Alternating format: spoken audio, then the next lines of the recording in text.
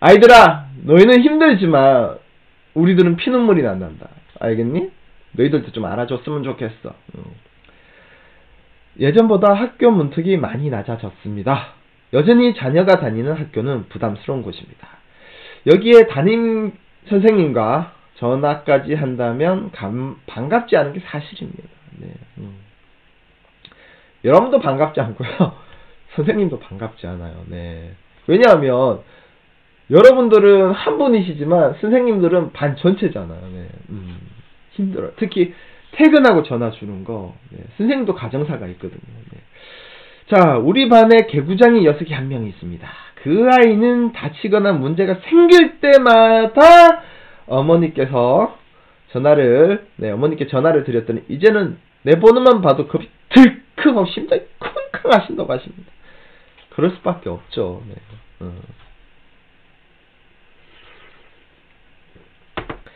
아버님들한테 이거 들려주세요. 아시겠죠? 특히 이 부분만. 네. 자, 학교에 와야 하는 일이 생기는 것 자체가 어머님 입장에서는 얼마나 가슴 철렁한 일인지 아이들은 잘 모릅니다. 네.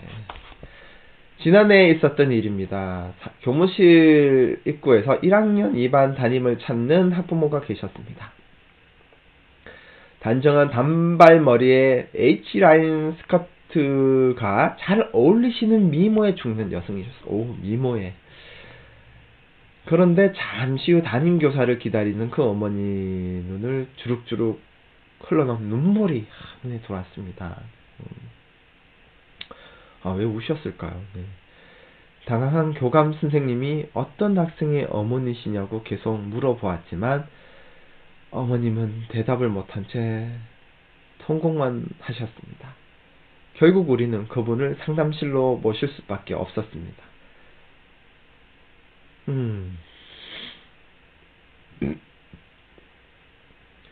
자초지종을 알고 보니 이분은 중학교 학부모가 아니라 바로 옆 학교 학부모셨습니다.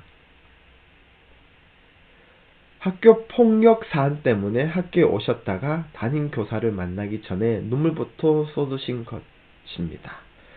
아이가 어떤 문제를 일으켰는지는 정확히 알 수 없었지만 적어도 이 어머니가 얼마나 애가 탔을지는 알 수 있었습니다. 아이들은 자신이 먼저이기 때문에 미처 부모까지 생각할 겨를이 없습니다. 본인이 친 사고를 수습하느라 종종 그름을 재촉할 부모는 안중에도 없습니다.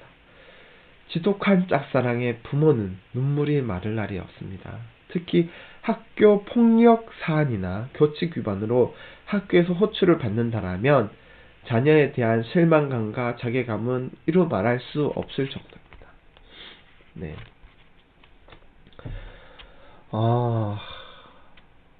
네, 이 책 저자, 우리 장희윤 선생님요, 작가님요. 네, 현직 중등 선생님이세요.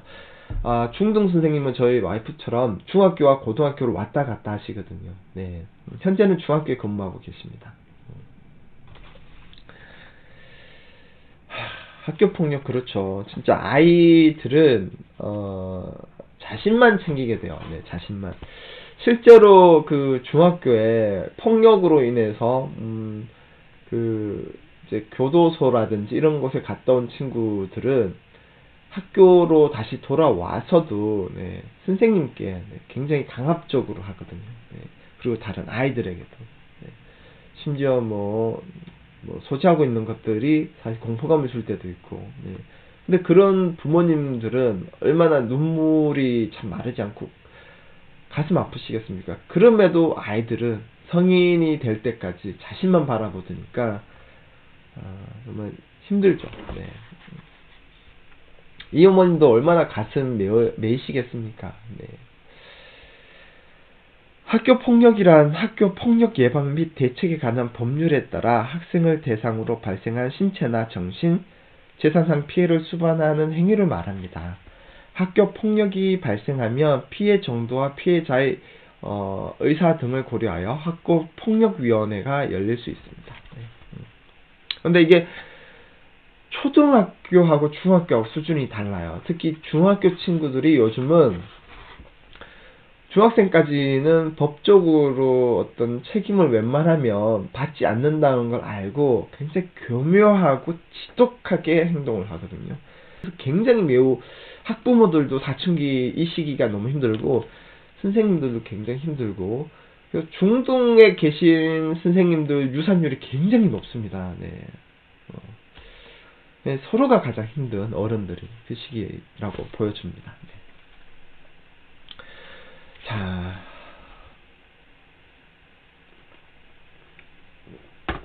그렇죠. 중학생이 중학생이 악독한 건 아니에요. 악독한 건 아니에요. 악독한 건 아닌데 사춘기다 보니까 자신만 입장을 굉장히 이제 아는 그 나이라서 그래요. 네. 죄를 저질러도 법적으로 큰 벌을 받지 않는다는 걸 초등학생들도 더 잘 알죠. 그렇죠. 네. 근데 어쨌든 중학생 친구들 중에서 그걸 굉장히 교묘하게 이용하는 대상들이 점점 늘고 있다는 게 이제 문제고, 그런 것들을 어떻게 계도하면 좋은데 점점 그게 쉽지 않다는 거예요. 네. 하지만 어쨌든 우리 어른들은 그 사실을 알고 친구들을 도울 수 있도록 노력해야 되겠죠. 네. 여중생 영상 보면 진짜 놀랍죠. 그렇죠. 무섭잖아요. 놀랍잖아요. 네. 자, 반면 선도위원이란 학생이 교칙과 저촉되는 행위를 했을 때 열리는 심의기구입니다. 네. 예를 들어 선생님들에게 불손한 언행 또는 욕설을 하거나 흡연이나 염색 등 교칙을 위반하는 행위를 했을 때 선도위에 해부될 수 있습니다. 뭐 이런 거를 학교에서 이제 타치를 못해요. 뭐 염색, 휴대폰 소지 뭐 등등 뭐 아무것도 선생님들이 할 수가 있는 게 없어요. 네. 뭐 그 옛날 같으면 손바닥 때리는 것도 이제는 안 되잖아요. 그러다 보니까 학생들이 선생님들이 제재할 수 있는 게 없으니까 마음대로 모든 걸 하거든요. 담배도 피고, 네. 어려운 것 같아요. 네. 사춘기는 뭐 부모님이나 선생님이나 어려운 것 같아요. 네.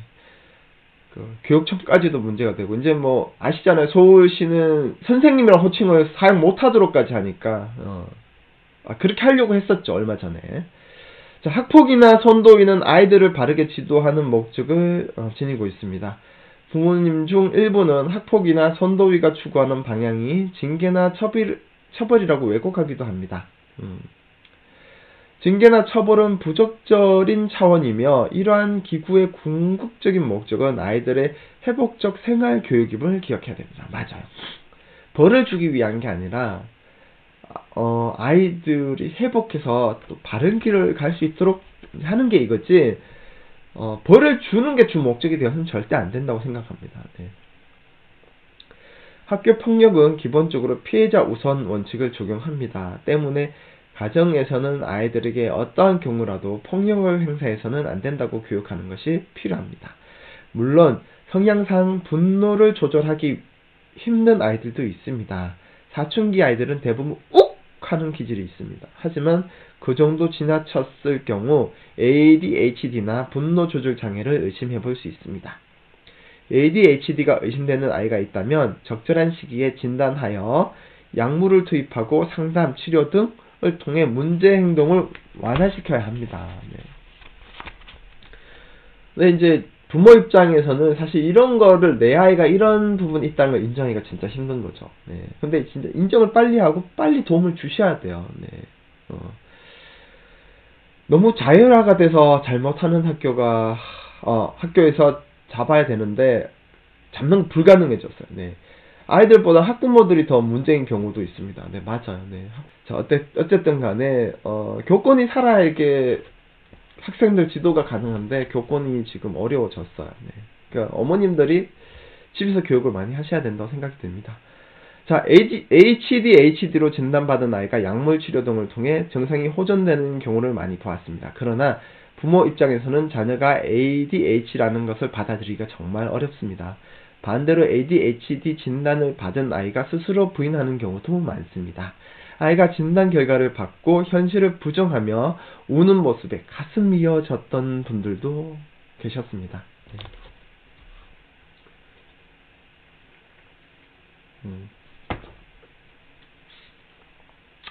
현실적으로 교권 살리기가 어려워요. 제가 초등반 카페에서도 좋은 선생님 이야기 올려달라고 하면 5분도 안 올려주시더라고요. 선물 드린다고 해도. 네.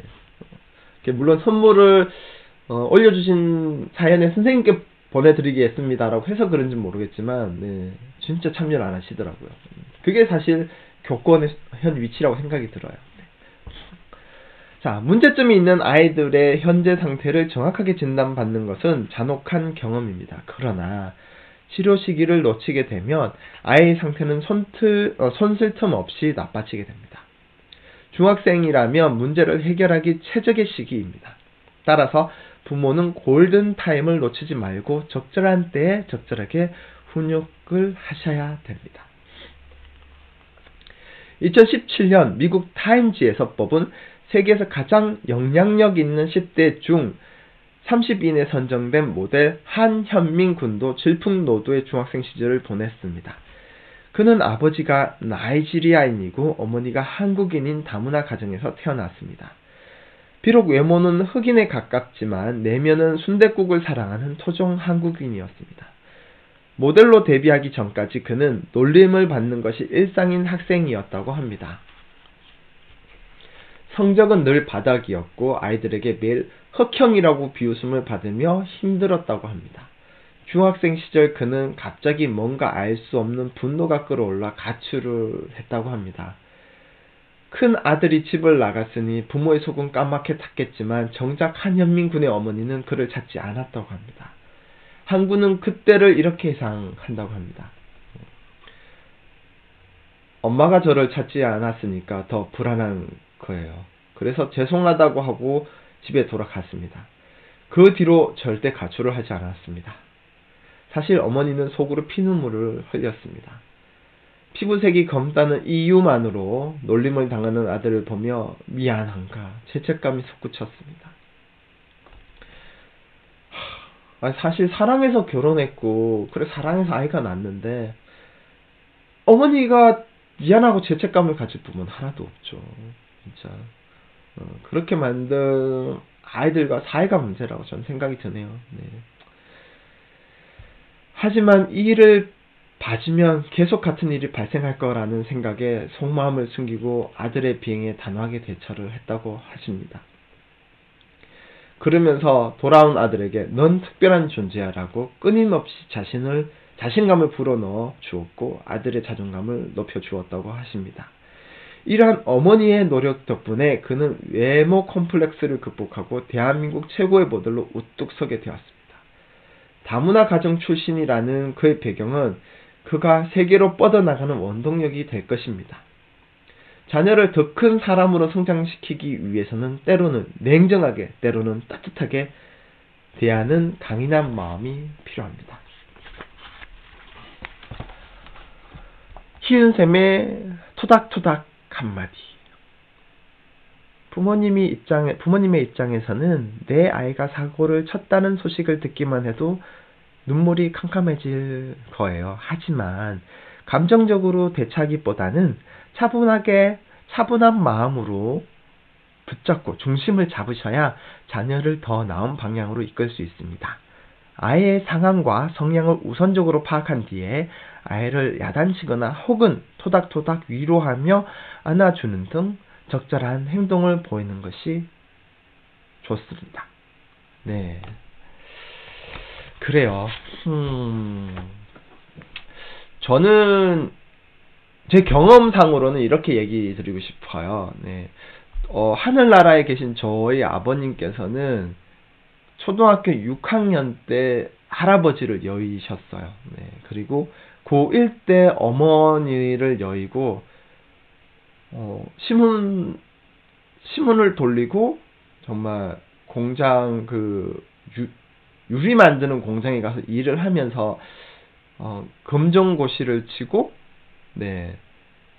그리고 대학교도, 제가 보지는 못했는데, 제가 듣기로는, 대학교도 되셨다라고, 네. 국공립대학교 합격하셨는데, 등록금이 없어서 결국은 포기하셨다고 하시더라고요. 네. 그렇게 해서 이제 결혼을 하고, 저희를 낳으셔서 그러신지 굉장히 강인하게 키워야 된다라고 많은 생각을 하셔갖고, 굉장히 이제 무섭게 하셨고, 단호하게 하셨어요. 그런데 저의 성향은 굉장히 이게 유리처럼 잔잔하고 호수처럼 굉장히 온화하고 조용한 성격이었어요. 근데 그게 강하게 하니까 성장하면서 마음의 상처가 커지고 마음의 문을 닫고 굉장히 소극적으로 저는 됐었거든요. 네. 근데 저희 어머님은 그런 저의 성향을 파악하시고 야단을 치시지 않았어요. 늘 성적이 안 나와도 아버지는 부록 회초리로 막 야단 치셨지만 어머니는 안아주면서 그렇게 늘 얘기하셨죠. 네. 너도 잘하는 게 있을 거야. 그리고 너는 책을 좋아하잖아. 그러니까 너가 하고 싶은 걸 하면 언젠가는 그걸로 할 수 있을 거다. 그러니까 아버지 말에 너무 신경 쓰지 말고 자신감을 가지고 하고 싶은 걸 해. 엄마가 다 들어줄 수는 없지만 엄마가 할 수 있는 데까지 해줄게 라고 하시고, 또 집에서 어머니가 해줄 수 있는 것들을 요리를 이렇게 사서 안 먹이고 늘 이렇게 정말 맛있게 최선을 다해서 막 해주셨거든요. 그리고 보여주셨죠. 제가 엄마 나는 초등학교 때 미술학원을 못 다닌 게 너무 한이 돼. 너무 배우고 싶었는데 라고 했더니, 중학교 때부터는 진짜 그때는 컴퓨터가 배우고 싶은 게 아니고 게임이 하고 싶어서 컴퓨터 학원을 가고 싶었는데, 컴퓨터 학원 가고 싶어 이렇게만 얘기 드렸거든요. 그러니까 밤을 깎고 진짜 그런 거 있잖아. TV에 나오는 인형 눈알 붙이고, 그리고 낮에 학교 가는 사이에 이제 그 인쇄소 가서 일을 하시면서 딱 정말 이제 학원비, 컴퓨터 학원비, 비싼 학원비를 딱 모아서 아버지 반대를 무릅쓰고 고2 때까지 컴퓨터 학원을 보내주셨었거든요. 네. 근데 어머님이 모르셨을 리가 없잖아요. 여러분도 그렇잖아요. 다 아시잖아요. 네. 착함 삼천리지. 근데 보내주신 거예요. 근데 그게 만약에 그때 게임을 하고 싶어서 컴퓨터 학원을 가고자 했던 저를 야단치고 안 보내주셨다라면 지금의 이런 방송을 하고 이런 컴퓨터 프로그램을 다룰 수 있는 이 일을 좋아하는 일을 하는 도반장이 탄생할 수가 없는 거죠. 아마 초등반 카페도 있을 수가 없는 거예요. 그러니까 도반장이 운영하는. 근데 저는 그런 어머님의 용기와 어떤 인내 때문에 지금의 제가 만들어지고 있는 거죠. 네. 그래서 저는 책 속에서 우리 희윤쌤이 얘기해 주신 이 이야기처럼 어머님들께 제 사례로 이야기를 드리고 싶은 거예요. 인내하시고 아이를 믿어주시고, 스카이로 나와서 갈 수 있는 직업은 어차피 한계적인 거예요. 네. 4차 혁명 시대에 결국은 아이가 좋아하는 것을, 잘하는 것을 통해서 접근해야 되는 거니까, 네. 정말 인내를 오래 가지고 지켜봐 주셔야 되는 거죠. 특히 이 사춘기 시기에. 네. 근데 어떤 점에서 아이들에게 이야기를 해줘야 될까요? 네. 여기서 키포인트. 네, 키포인트. 자막 넣겠습니다. 키포인트. 아이들의 어떤 점을 관찰하고 여러분들이 대화나 인내나 이야기를 해줘야 될까요? 가장 중요한 거 무엇인가요, 여러분? 자신을 믿어주는 엄마가 되어야 된다. 아, 맞죠. 믿어주는 엄마가 되어야 되는데 요건 2번. 두 번째. 첫 번째는 얘기했잖아요. 포인트. 아이의 성향을 파악하고. 네. 그러니까 아이의 눈높이라기보다는 정확하게 아이의 성향을 파악하고, 두 번째, 믿어주는 엄마, 기다림, 네. 소통, 이게 이루어져야 된다는 거예요. 네. 그래서 핵심은 아이의 성향을 꼭 파악하시라는 거예요. 아이의 성향. 네. 제일 중요한 거는 아이 성향인 거예요. 아이 성향을 파악하지 않고 아이들에게 야단을 치거나 왜 숙제하지 않았어 등등등 아이에게 잘 되라는 부모의 마음으로 이야기하는 모든 것들은 네, 적용이 잘 안 돼요. 저처럼 내성적이고 굉장히 이런 친구들에게 강압적인 건 소용이 없거든요. 상처만 주고 문을 닫아요, 점점. 네. 그러니까 아이 성향을 보고 이 아이는 야단이 아니라 칭찬이 더 잘 먹힐 것 같으면 10점 맞아온 친구한테 뭐라고 얘기해야 될까요, 여러분? 이놈의 새끼, 이게 공부한다, 이게, 이거, 엄마 공부하라 했지? 아빠 공부하라 했어, 안 했어? 이러면 안 되는 거예요. 야! 너 어떻게 10점이나 맞아왔어? 야, 아빠가 봤을 때는, 너 지난번에 앉아갖고 열심히 하는 것 같긴 했지만, 그래도 10점씩이나 맞아올지는 몰랐다, 야. 야, 근데 이거 10점 맞은 이 문제만 한번 다시 풀어보자. 너 똑같이 맞추면, 아빠가 피자 한 판 사줄게. 이러는 거예요.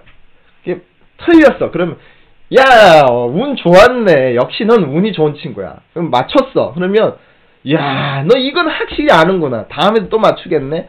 그래, 다음에는 요건 이제 아니까 모르는 것도 한 2개 맞추기 오면은 야 20점 맞아오겠는데? 이야, 그럼 너 굉장히 발전적인 친구다. 맞아, 아니야? 야, 그때 또 하면 우리 또 피자 파티 하자. 이런 식으로. 왜? 고등학교 때 가서 시험을 잘 치면 되거든요. 네. 그러니까 내성적이고 이런 친구들에게는 칭찬이 그렇잖아요. 칭찬은 고래도 춤추게 해준단 말이 있잖아요, 여러분. 10점 맞는 애 아무리 야단 쳐봐야 있잖아요. 성적 안 올라가요. 그 친구에는 20점을 맞을 수 있는 동기부여가 필요하거든요. 아시겠죠? 이 이야기는 아버님들이 아셔야 돼요. 아이들에게는 아빠가 무서운 존재인데 엄마의 칭찬도 중요하지만 아빠의 칭찬이 더 잘 통해요. 그런데 이 친구는 굉장히 긍정적인 친구예요. 평소에. 그런 친구에는 칭찬은 어차피 긍정적이어서 별 도움이 안 되는 거죠. 그 친구들에게 단호한 부분이 필요한 거죠. 그래서 아이 성향을 무조건 1순위로 파악하고 2순위로 어떤 소통을 할지 이게 필요하다는 거. 오늘의 핵심 포인트입니다, 여러분. 네. 이런 부분이 이루어질 때 사춘기 가서도 대화를 원활하게 할 수 있습니다. 네. 아버님이 칭찬에 인색해요? 그러면 안 돼요. 네. 아이 성향을 보고 칭찬이 필요하면 아버님은 자녀를 사랑하는 마음에서 칭찬을 하셔야 됩니다. 근데 칭찬을 안 한다? 차라리 묵묵한 게 좋아요. 아무 말도 안 하시는 게 좋아요. 네. 네, 혜라님, 저희 딸이, 이래요. 혼나면, 멍 때리는데 다 토닥토닥하며, 끌어안고 얘기하면 모든 게 다 풀리네요. 그러니까요. 혜라님 딸은 굉장히 내성적이고, 이렇게 좀 온화한, 차분한 호수 같은 성격인 거예요. 호수에 돌멩이 던지면 어때요? 파장이 크게 올리죠. 네. 근데, 단단한 흙에다가 던지면 그냥 살짝 폭 찍히고 말잖아요. 네. 그렇게 보시면 되니까 혜라님 딸은 안아주고 따뜻한 말로서 네, 소통을 하셔야 돼요. 대한민국의 사춘기 부모로 산다는 것은 네. 엄마! 나 이제 중2병이야! 네, 이렇게 자신감 있게 이야기하는 친구가 있나요? 네. 아무렇지도 않게 자신이 중2병이라고 밝히는 아이들도 보고 있노라면 무슨 중2병이 벼슬인가 싶다가도 걷잡을 수 없는 반항을 보면 역시 무시할 수 없는 난치병이구나 싶습니다. 네. 사춘기 중에서도 가장 유독스럽다는 중2병은 대체 어디서 나온 것일까요? 네. 중2병이라는 말은 일본의 한 라디오 방송에서 영화배우 이주인 히카루가 처음 사용했다고 알려져 있습니다. 왜 하필 사춘기의 정점을 중2라고 보는 것일까요? 그것은 아마도 애매한 시기가 주는 특수성이 있기 때문이 아닐까요? 중학교 1학년 6년간 지내온 학교를 떠나 새로운 시스템에 적응해야 되는 시기이기도 하고요. 입학해서 보니 먼저 자리를 차지하고 있는 선배들이 있어서 자연스럽게 몸을 사리게 됩니다. 반면 3학년은 이제 곧 고등학생이 되는 중학교 최고의 학년이다 보니 밑에서 보는 후배들이 2학년이나 되니 함부로 해서는 안 된다는 책임의식이 있고 나름대로 의젓함도 있으니까요. 이들 틈에서 샌드위치처럼 끼어 헤매고 있는 녀석들이 바로 중2학년입니다. 2017년은 정말 중2들의 해였습니다. 그 중에서도 가장 충격적이었던 사건은 15세 여중생 2명이 14세 여중생 1명을 철골 의자 등으로 2시간 이상 무자비하게 폭행하고 피해자 사진을 SNS에 자랑스럽게 업로드한 일이었습니다. 어머나. 피투성이의 여학생이 무릎을 꿇고 앉아있는 모습을 본 사람들은 경악을 금치 못했습니다. 웬만한 어른도 생각하지 못하는 이 무서운 일들을 중학생들이 벌였다는 점이 사회적으로 큰 충격을 주었습니다. 도대체 이런 대한민국에서 아이들을 어떻게 키워야 할까? 소년법 폐지가 대두될 만큼 아이들의 잔혹한 행동은 이슈가 되었습니다. 이런 뉴스를 접하게 되면 부모들이 느끼는 두려움은 두 가지입니다. 혹시 내 아이가 저런 나쁜 사건의 피해자가 되지는 않을까? 아니면 내가 모르는 사이 우리 아이가 저런 가해자가 되지는 않을까 하는 것입니다. 사실 그 누구도 안심할 수는 없습니다. 뉴스에 나올 만한 폭력 사건의 가해자나 피해자가 되는 것을 막기 위해서는 자녀를 잘 살펴보는 것이 유일한 방법입니다. 특히 다음의 세 가지 면을 상세히 감찰해야 된다고 합니다. 첫 번째, 자녀의 감정을 살펴보아야 한다. 첫 번째, 자녀의 감정을 살펴보아야 한다. 사춘기는 정서적, 신체적으로 급격한 변화를 겪는 시기입니다.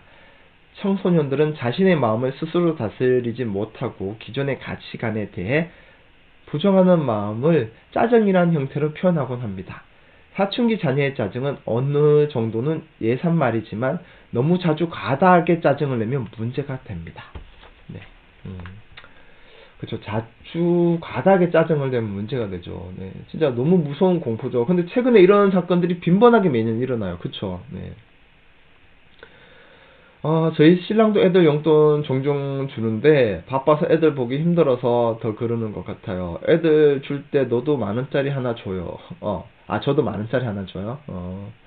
아이들에게 용돈 10,000원씩 주시는구나.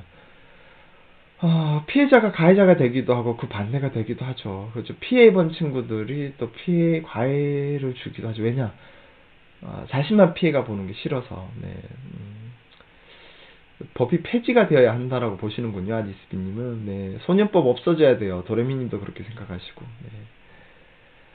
신나라님은 스킨십 싫어하는 중딩 딸한테 아빠 몸으로 장난을 쳐요. 그럼 신랑은 상처받고 냉랭해집니다. 근데 그런 거 있는 거 같아요. 저희 초조카도 그러면 이제 위에 손이 형님께서 중3 딸한테 막 하는데 이제 딸은 이제 여성으로 성장하는 시기다 보니까. 아빠이지만 싫을 수 있거든요. 네, 아빠들이 상처받지 말고 그런 점들은 고려를 해줘야 된다고 생각을 해요. 네. 아니면 이제 또 물어봐야 되고, 딸의 의사를. 왜 부부 간에도 그렇잖아요. 스킨십을 싫어하는 와이프가 있고 또 스킨십을 싫어하는 남편이 있고 부부 관계를 싫어하는 쪽이 한쪽이 꼭 있잖아요. 네. 강제로 할 수 있는 부분이 아니니까. 네. 자, 예를 들어 이유 없이 돈을 많이 쓰고 있고 그것에 대한 지적을 했을 때 너무 심한 짜증을 내며 거부 반응을 보인다면 주변에서 아이들의 돈을 갈취하는 사람이 있을 수 있습니다. 네. 또 학교에 가는 것을 너무 우울하게 생각하며 아프다는 핑계로 학교를 자주 빠지려고 하면 학교 안에 아이를 괴롭히게 만드는 요소가 있을 수 있습니다. 요 점들 여러분 기억하셔야 될 것 같아요. 부모가 이해하기 어려울 정도로 학교를 가기 싫어한다면 그 원인이 친구나 선배 등 인간관계에 있을 수 있다는 가능성이 높습니다. 아이가 혹시 왕따 문제 등으로 힘들어하는 것은 아닌지 살펴보아야 합니다. 네. 지금 이야기 드린 부분들은 여러분들 굉장히 눈여겨보셔야 될 것 같아요. 네.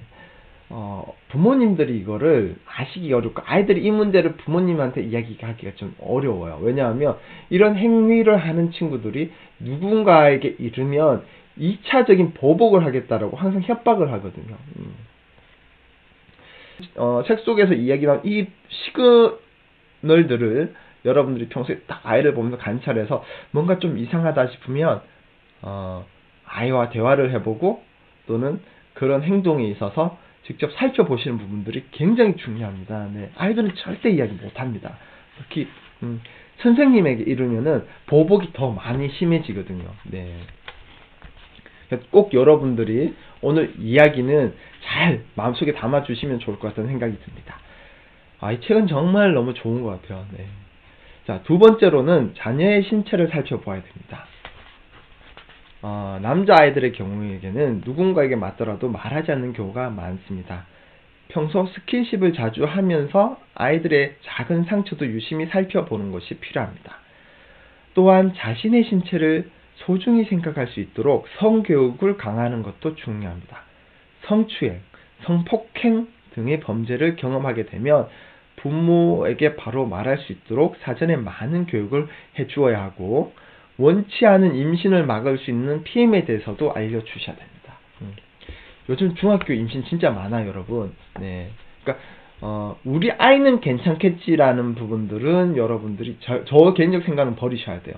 우리 아이도 그 해당일 수 있어라는 전제하에서 어릴 때부터 교육을 많이 하셔야 됩니다. 네. 세 번째는 자녀들의 친구를 살펴보아야 됩니다. 여기서 자녀의 친구를 살핀다는 말은 아이가 그럴듯한 친구를 사귀도록 금열하라는 뜻은 아닙니다. 네.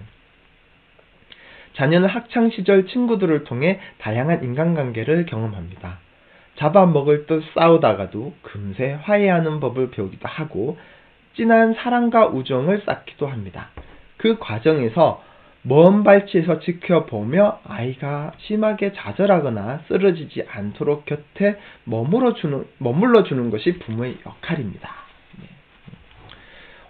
여러분 얼마 전 작년에 서치라는 영화 있었거든요. 한국계 배우 존 조가 주연이었던. 거기 보면 아빠가 딸이 늘 성실하고 이렇게만 생각하고 있지 사실 학교를 빼먹는다거나 친구가 누가 있는지 조차도 전혀 모르는. 네. 저는 진짜 서치라는 영화 아이들하고 한번 같이 보셔도 좋을 것 같거든요. 추천드리고요. 그러니까 평소 아이들의 친구 교우 관계도 친한 친구뿐만 아니라 다른 친구들 관계도 이렇게 살펴보실 수 있도록 하시는 게 좋을 것 같아요. 네. 어른이 되어 사회에 나가면 별별 사람을 다 만나게 됩니다. 학창시절에는 친한 친구들하고만 어울리면 되지만 사회에 나와서는 연령, 학력, 지역을 초월한 사람들과 만나고 부딪히게 됩니다. 그 과정에서 인간관계 경험이 부족한 사람들은 관계 형성에 어려움을 겪게 되고요. 일에서도 위축되기 마련입니다. 그러니 사춘기 시절 미리 이러한 인간관계를 경험해보게 하는 것도 나쁘진 않습니다. 대한민국에서 사춘기 자녀 부모로 산다는 것은 자녀와의 동상이몽을 체험하며 돌을 닦는 것과 같습니다. 청소년은 몸은 어른이지만 생각은 아이와 어른을 왔다 갔다 하는 불균형적인 생명체입니다. 남자아이들은 부끄러움도 없이 서로의 신체를 비교하며 어느 부위에 털이 있는지 없는지 말하며 낄낄댑니다. 여자아이들은 귀신 같은 가부키 화장을 하면서 또래의 시선과 반응에 목숨을 큽니다. 몸은 컸을지언정 마음은 아직 자라지 않았으니 여러 문제사항이 생기는 것은 당연한 것입니다. 근데 이거를 문제라고 볼 필요는 없는 게, 달리 말하면 성장과 발전할 가능성이 그만큼 무궁무진한 거니까 굉장히 좋게 볼 수 있는 거죠. 네. 하지만 다행스러운 것은 이 또한 지나간다는 것입니다. 태풍 같았던 아이들을 지도하면서 욕설, 가출, 결석, 폭행 등 다양한 문제사항을 대면했습니다. 하지만 시간이 지난 지금 그 아이들은 어엿한 예비 졸업생이 되어 고등학교 진학을 준비하고 있습니다.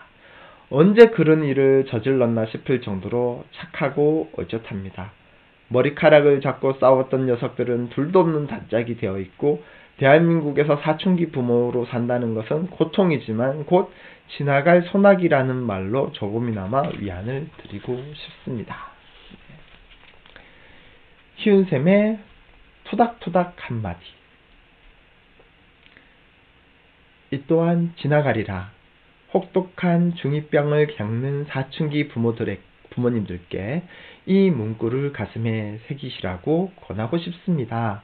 꽤 길게 중2병을 앓는 몇 명을 제외하고는 대개 1, 2년 안에 지나갑니다. 끝날 것 같지 않던 장마가 그치듯 아이들과 씨름하다 보면 어느새 사춘기라는 먹구름이 저만치 지나가고 더욱 따뜻한 햇살이 다시 여러분을 비출 것입니다. 네. 늘 마지막에 이렇게 따뜻한 위안의 말씀을 주십니다. 이 책은 정말 좋은 것 같아요. 네. 너무너무 주옥 같고요. 네. 자, 오늘 1장의 6번째 이야기까지 진행을 했고요. 네. 다음 주 월요일날, 네, 7번째, 문제야 뒤에는 문제 부모가 있다 라는 이야기로 여러분과 계속 이야기를 이어가도록 하겠습니다. 네.